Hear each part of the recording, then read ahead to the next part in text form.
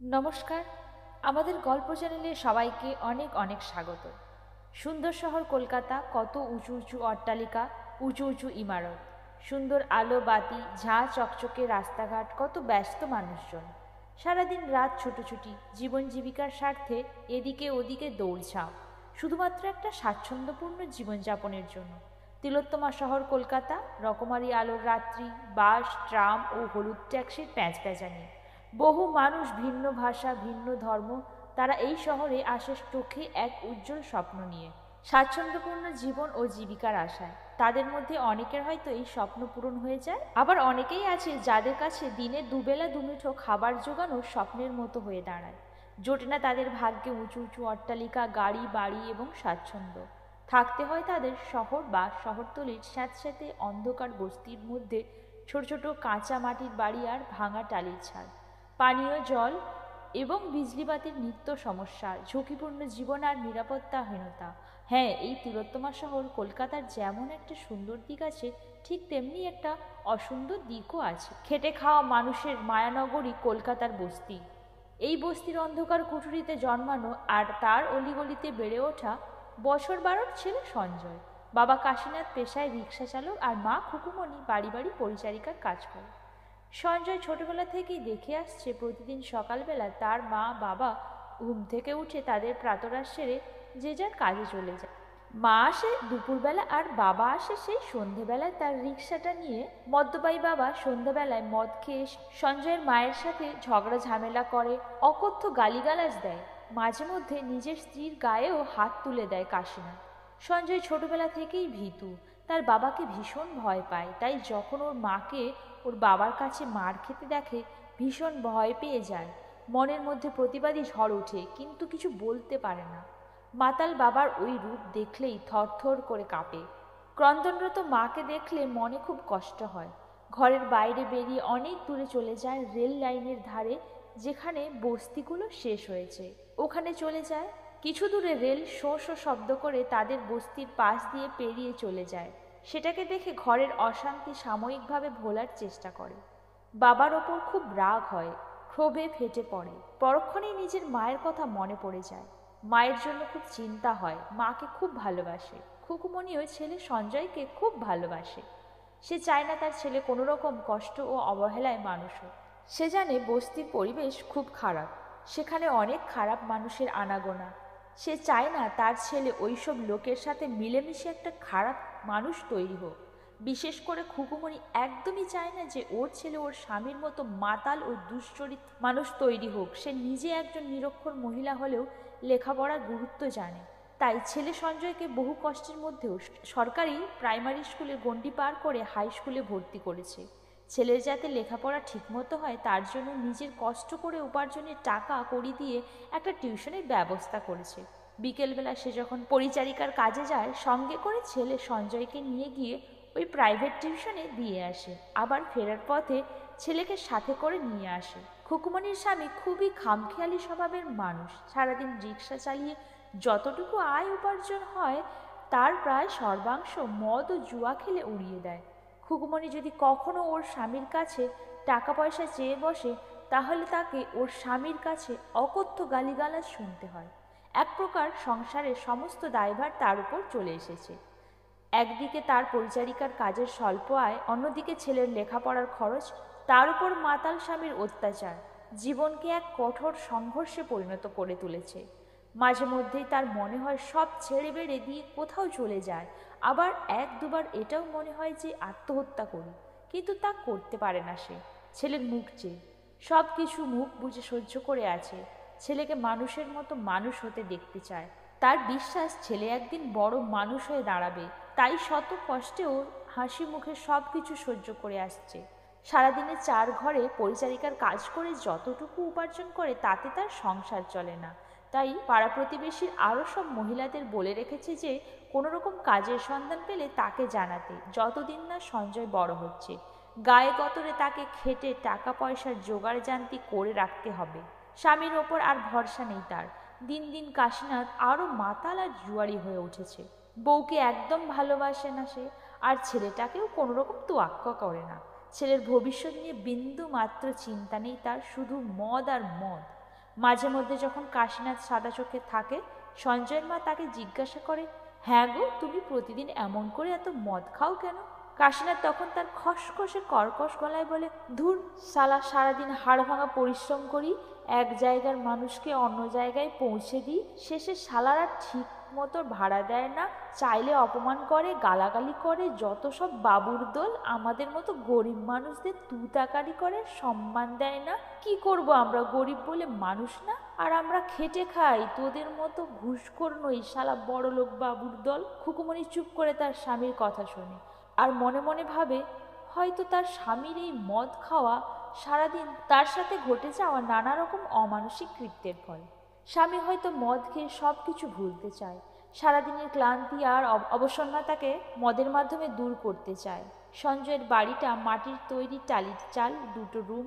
সামনের ঘরটায় এখন ও থাকে, আর ভেতরের ঘরে বাবা মা।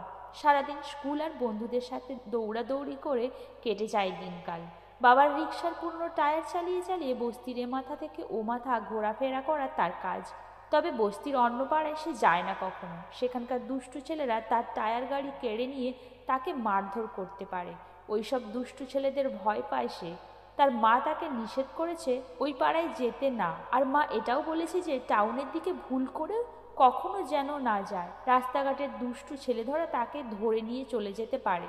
মায়ের কথা খুব মানে সঞ্জয়, কারণ সে জানে মায়ের কথা অবমাননা করলে তার মা তাকে বকাঝকা করতে পারে এবং মারও দিতে পারে। মা তাকে যেমন ভালোবাসে তেমনি তাকে খুব শাসনও করে। তার মা খুব রাগী। পাড়ার আরও ছেলেরা যেমন তুষার, রফিক, আসলাম, এরা সব সঞ্জয়ের বন্ধু। তাদের মধ্যে রফিক খুব ধূর্ত ছেলে, মুখে সবসময় নোংরা খিস্তি লেগে থাকে।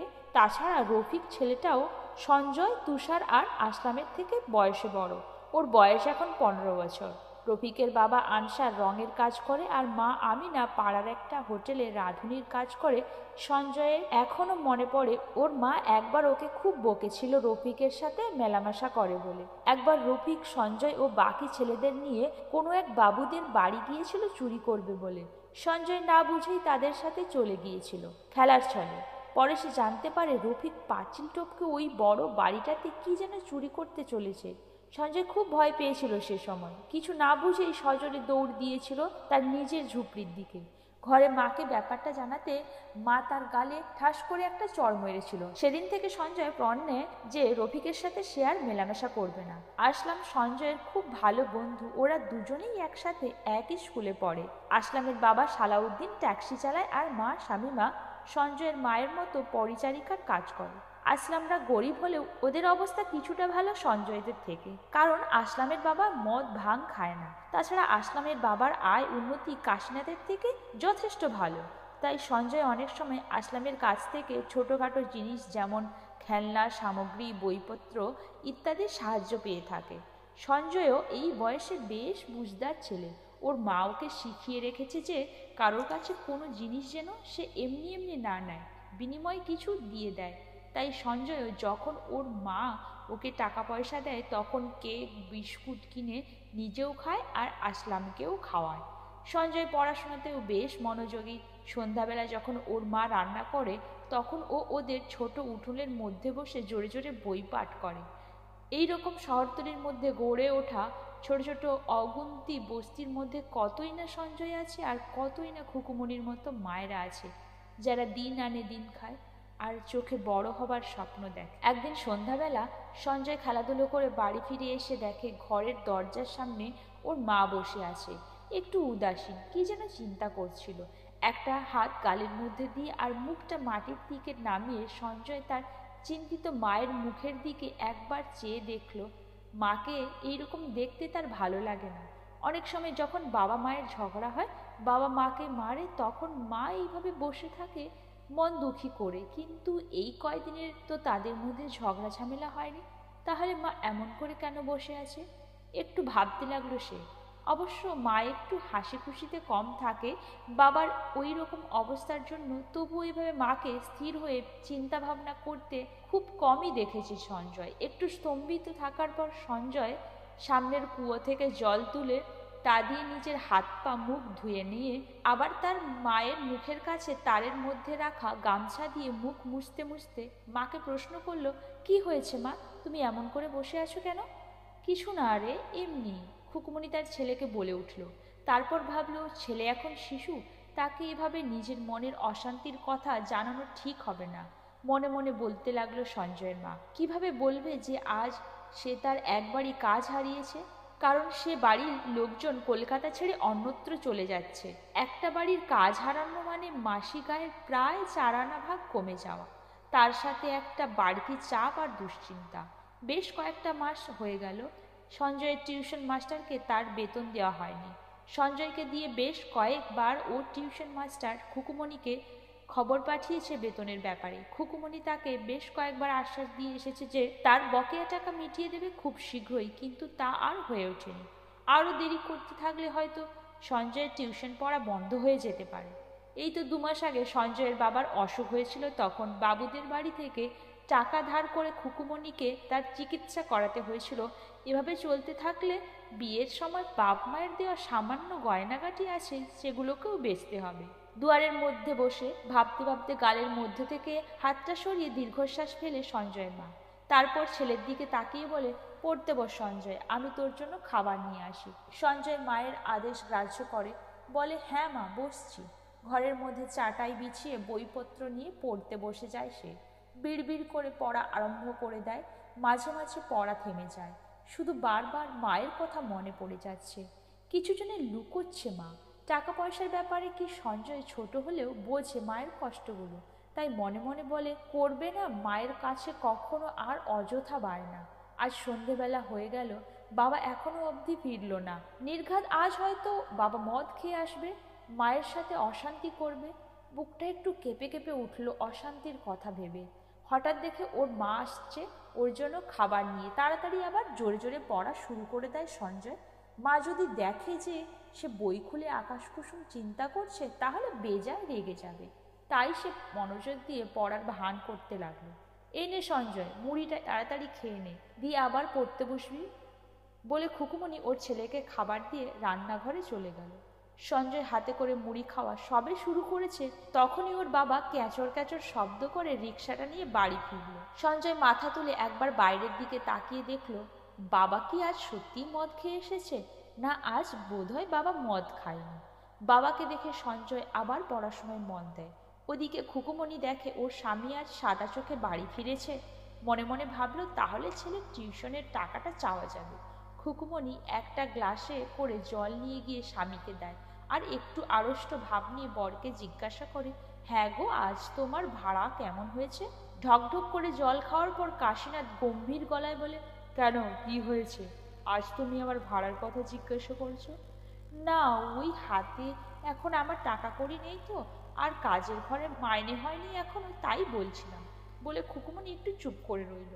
তারপর আবার বলল, আসলে ছেলের টিউশনের টাকা অনেক দিন ধরে বাকি পড়ে আছে, দেওয়া হয়নি। সেদিন মাস্টারমশাই টাকাটা চাইছিল, তাই বলছিলাম তোমার কাছে থাকলে দিয়ে দিতাম।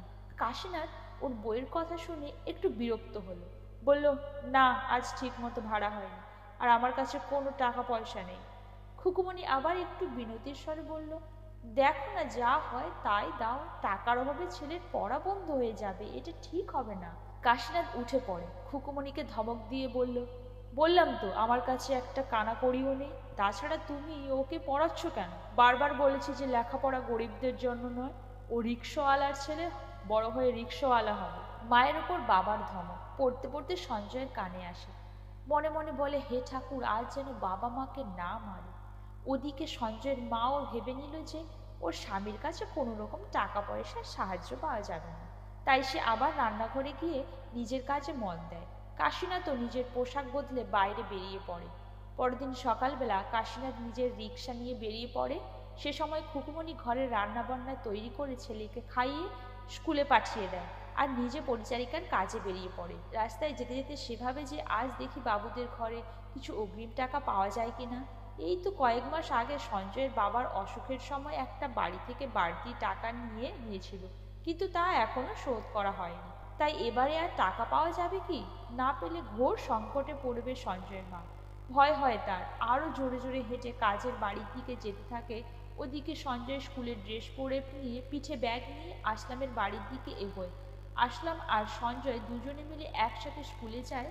যাওয়ার সময় আসলাম সঞ্জয়কে জিজ্ঞাসা করে, কী রে, তুই কয়েকদিন ধরে টিউশন পড়তে যাচ্ছিস না? সঞ্জয় আসলামের কথায় উত্তর দেয়, যাচ্ছি না তার কারণ আমার টিউশনের বেতন অনেক দিন ধরে স্যারকে দিতে পারিনি, তাই সেদিন মা স্যারকে বলছিলেন এভাবে টাকা না দিলে উনি আর আমাকে পড়াবেন না। আসলাম সঞ্জয়ের কথাগুলো মন দিয়ে শুনছিল, তারপর আবার বলল, কেন তোর বাবা টিউশনের টাকা দেয় না? না রে, আমার বাবা তো ঘরে কোনো টাকা পয়সা দেয় না, বাবা শুধু মদ খায়, তুই তো জানিস। সঞ্জয় উত্তর দেয়। আসলাম আবার বলে, ঠিক আছে শোন না, আমি না আমার আব্বাকে বলবো তোর টিউশনের টাকাটা দেবার জন্য। সঞ্জয় আসলামের কথা শুনে খুশি হয়, বলে, তোর বাবা খুব ভালো, উনি যদি আমার টিউশনের টাকাটা দিয়ে দেয় তাহলে খুব ভালো হয়, আমি আবার টিউশন পড়তে যেতে পারবো। দুপুরবেলা সঞ্জয়ের মা উদাস মনে কাজ করে বাড়ি ফেরে। এবার কাজের বাড়ি থেকে অগ্রিম টাকা পায়নি, তাই একটু চিন্তিত ছিল সে। একবার ভাবলো যে সন্ধেবেলা টিউশন মাস্টারের বাড়ি গিয়ে বিনতি করে আসবে ছেলেকে পড়ানোর জন্য। কিছুক্ষণ পরে সঞ্জয় স্কুল থেকে বাড়ি ফিরে আসে। মাকে আবার উদাসীন দেখে মন খারাপ হয়ে যায় তার। বলে, মা, আজ আমি আসলামকে বলেছি ওর বাবা আমার টিউশনের টাকা দিয়ে দেবে বলেছে, তুমি মাইনে পেলে শোধ করে দিও। ছেলের কথা শুনে মনে মনে ভেঙে পড়ে খুকুমণি। শেষ পর্যন্ত ছেলের পড়াশোনার জন্য পাড়া প্রতিবেশীর কাছ থেকে টাকা ধার চাইতে হবে। সঞ্জয়ের মায়ের ধারণা এই বস্তির লোকজন খুবই স্বার্থপর হয়, এদের কাছে টাকা ধার নেওয়া একদম উচিত না।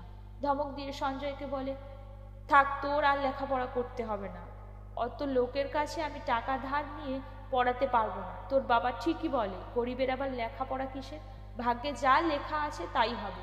মায়ের কথা শুনে সঞ্জয় ঘাবড়ে ওঠে। মনে মনে বলে, আজ মা হয়তো কাজের ঘরে টাকা পয়সা পায়নি, তাই হতাশ হয়ে রেগে যাচ্ছে।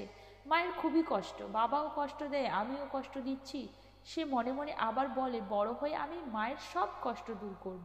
ঠিক আছে মা, আমি টিউশন পড়তে যাব না, ঘরেই নিজে নিজে পড়ে সব মুখস্থ করে নেব, তুমি চিন্তা করো না। বলে সঞ্জয় স্কুলের জামা কাপড় বদলে খেলার উদ্দেশ্যে বেরিয়ে পড়ে। ফিরতে তার সন্ধ্যা হয়ে যায়। বেশি দেরি করলে আবার হয়তো মায়ের কাছে বকা খেতে হবে। বাড়ি ফেরার কিছুক্ষণের মধ্যেই বাইরে একটা গাড়ি থামার শব্দ শুনতে পায় সঞ্জয়। খাটের মধ্যে ওর মা বসেছিল। মা ছেলে একে অপরের মুখের দিকে তাকায়। সঞ্জয় বাইরে বেরিয়ে যায়, দেখে আসলাম আর সাথে একটা লম্বা ফর্সা আর রোগা লোক, থুতনির নিচে লম্বা দাড়ি, এটা নিশ্চয়ই আসলামের বাবা। আসলাম হাসি মুখে সঞ্জয়ের দিকে তাকিয়ে বলে, সঞ্জয়, এটা আমার আব্বু যান, তোর কথা আমি আব্বুকে বলেছিলাম তাই তিনি এসেছে। সঞ্জয় আসলামের বাবার দিকে তাকিয়ে হাসে। লোকটার মুখটা দেখে খুব ভালো মানুষ বলে মনে হলো সঞ্জয়ের। ঘরের মধ্যে গিয়ে মাকে ডেকে আনলো সে। মা, দেখো আসলাম আর ওর বাবা এসেছে, কি বলতে চাই তোমাকে। খুকুমণি নিজের কাজ ফেলে দিয়ে বেরিয়ে আসে। আসলামের বাবা সঞ্জয়ের মায়ের মুখের দিকে তাকিয়ে দেখে, একবার পা থেকে মাথা অবধি চোখ বুলিয়ে নেয়, তারপর ঢোক গেলে। খুকুমণির লোকটার ওই রকম চাহনি দেখে নিজেকে অস্বস্তি বোধ করে। শাড়িটা ঠিক করে নেয় আর আঁচল দিয়ে নিজের উন্মুক্ত পেট ও নাভি ছিদ্রকে ঢেকে নেয়। সড়গড়ভাবেই বলে ওঠে, হ্যাঁ বলুন, কি বলছেন। সালাউদ্দিনের মুখে হাসি ফোটে, বলে, বেহেনজি, আমি আসলামের বাবা। আসলাম বলছিল ওর দোস্তের টাকার দরকার আছে টিউশনের জন্য, তাই এসেছিলাম। সঞ্জয়ের মা সঞ্জয়ের দিকে একবার তাকায়, তারপর উত্তর দেয়, না না, টাকা পয়সার দরকার ছিল, কিন্তু এখন আর নেই। সালাউদ্দিন আবার মুচকি হাসে, বলে, ঠিক আছে বেহেনজি, কোনো অসুবিধা নেই। আসলে আমরা গরিব আদমি, ঝুপড়িতে থাকি, আর মানুষ মানুষকে মদত করব না তো কে করবে বলো। খুকুমণি কোনো উত্তর দেয় না। আসলামের বাবা আবার বলে, আচ্ছা আমি চলি, তুমি আমার বেহেনের মাফিক আছো, কোনো সমস্যা হলে আমাকে জানিও, সাথে থাকবো। খুকুমণি বলে, হ্যাঁ দাদা, নিশ্চয়ই বলবো আপনাকে, আসবেন আবার। আসলামরা চলে যাওয়ার পর সঞ্জয়ের মা ওকে আবার বলে, শোন সঞ্জয়, এভাবে ঘরের সমস্যা বাইরের কাউকে কখনো বলবি না, কেমন? ওতে ওরা আমাকে আর তোর বাবাকে খারাপ মনে করবে। ঠিক আছে সোনা, কাউকে কোনো দিন বলবি না। সঞ্জয় মাথা নেড়ে উত্তর দেয়, ঠিক আছে মা, এবার থেকে আর বলবো না। বলে সঞ্জয় নিজের বইপত্র নিয়ে পড়তে বসে যায়। মা নিশ্চয়ই টাকা পয়সা জোগাড় করে নিয়েছে, অথবা আসলামের বাবার কাছ থেকে সাহায্য নিতে চাইছে না, মনে মনে বলে সঞ্জয়। পরদিন সকালবেলা খুকুমণি সঞ্জয়কে বলে, চল তোর মাস্টার মশাইয়ের সাথে কথা বলে আসি। কি বলবে মা? প্রশ্ন করে সঞ্জয়। বলবো আর কয়েকটা দিন অপেক্ষা করুন, সব টাকা মিটিয়ে দেবো। বলল খুকুমণি। ঘর থেকে বেরোনোর সময় পাড়ার এক মহিলা তাদের বাড়ির সামনে এসে দাঁড়ালো। খুকুমণি বাইরে বেরিয়ে দেখে অলকা মাসি আর সাথে আরেকজন অপরিচিত মহিলা। দেখে মনে হলো শহুরে। এই খুকু, তুই কাজ খুঁজছিলি না? একটু ক্যাটকেটে গলায় বলে ওঠে অলকা। খুকুমণি তাদের দিকে তাকিয়ে থাকে। সমস্যার মধ্যে পড়ে গিয়েছি। তারপর বলে, হ্যাঁ মাসি, এই কদিন আগে একটা কাজ হারিয়ে খুব সমস্যার মধ্যে আছি। কাজের সন্ধান থাকলে বলো না। তার জন্যই তো এসেছি বলে অলকা ওই অপরিচিতা মহিলার দিকে তাকিয়ে বলে, দেখছেন, এই মেয়ে হলো খুকুমণি, আমাদের বস্তির বউ। স্বামী হলো একটা আস্ত মাতাল, ঘর সংসার দেখে না, তারপর ছেলেও বড় হচ্ছে, সংসারের চাপ পুরোপুরি এই মেয়ের ওপর। কতই বা বয়স হবে খুকুর? ওই 30-32। তারপর ওই মহিলাটি সঞ্জয়ের মায়ের দিকে তাকিয়ে বলে, তাই তো দেখছি, মেয়ে ভারী মিষ্টি দেখতে। কথাটি শোনার পর অলকা আবার ওর ক্যাটক্যাটে গলায় বলে, হ্যাঁ দেখুন না, কেউ বলবে খুকু বস্তির বউ? বলুন তো, এত সুন্দরী মেয়ে গোটা বস্তিতে নেই।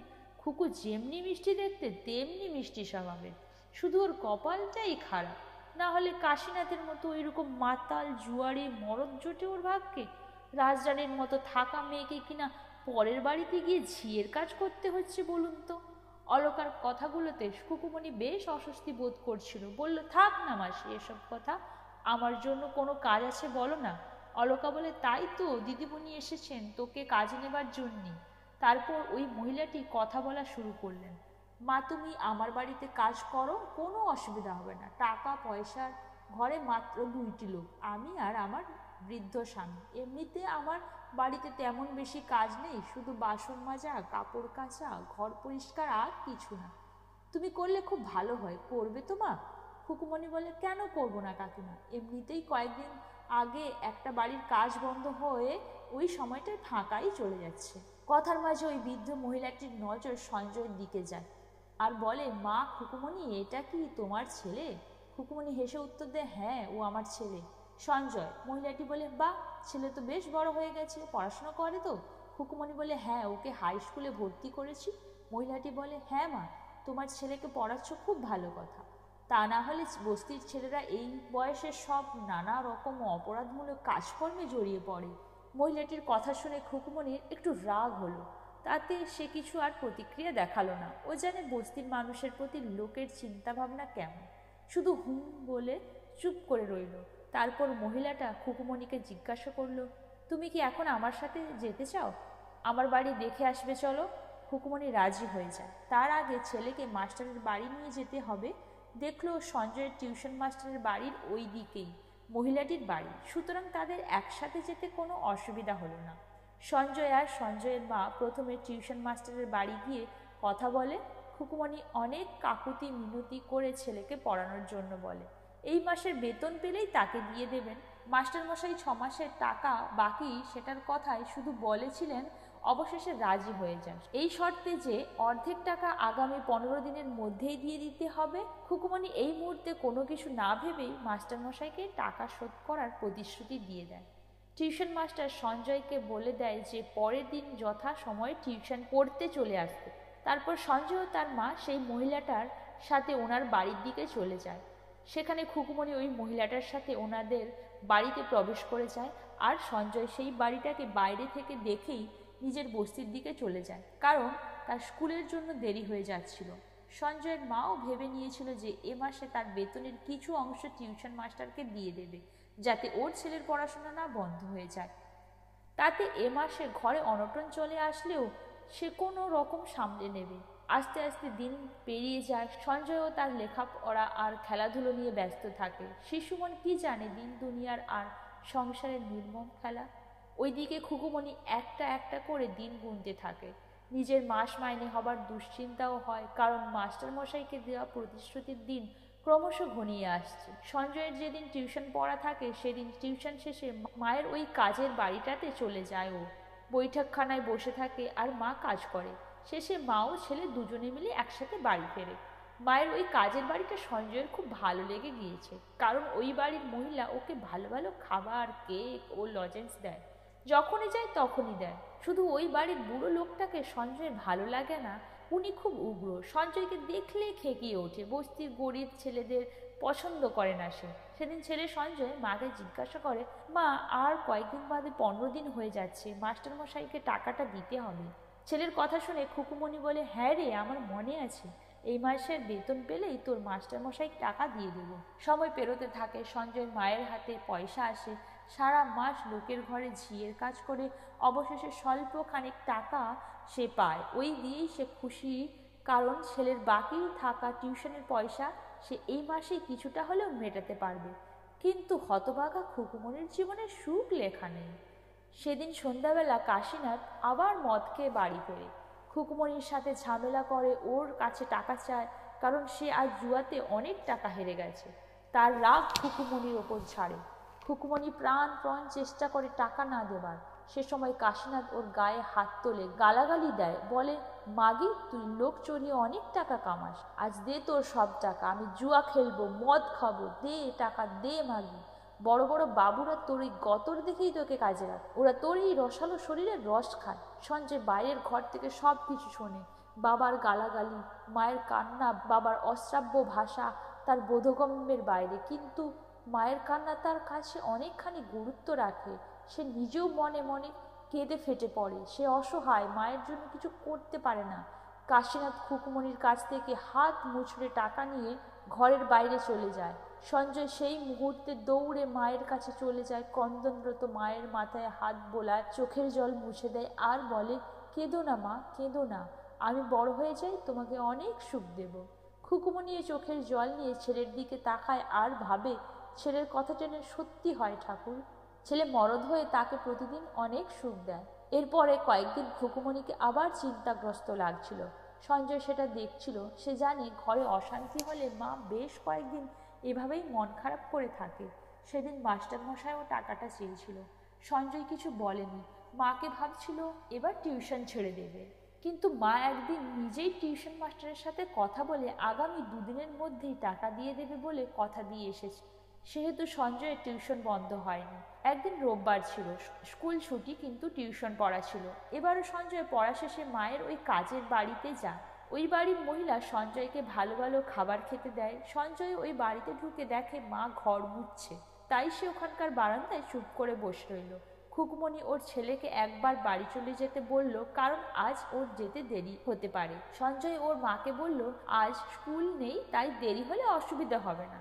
ছেলের কথা শুনে খুকুমণি একটু অস্বস্তি বোধ করলো, কিন্তু আর কিছু বলল না।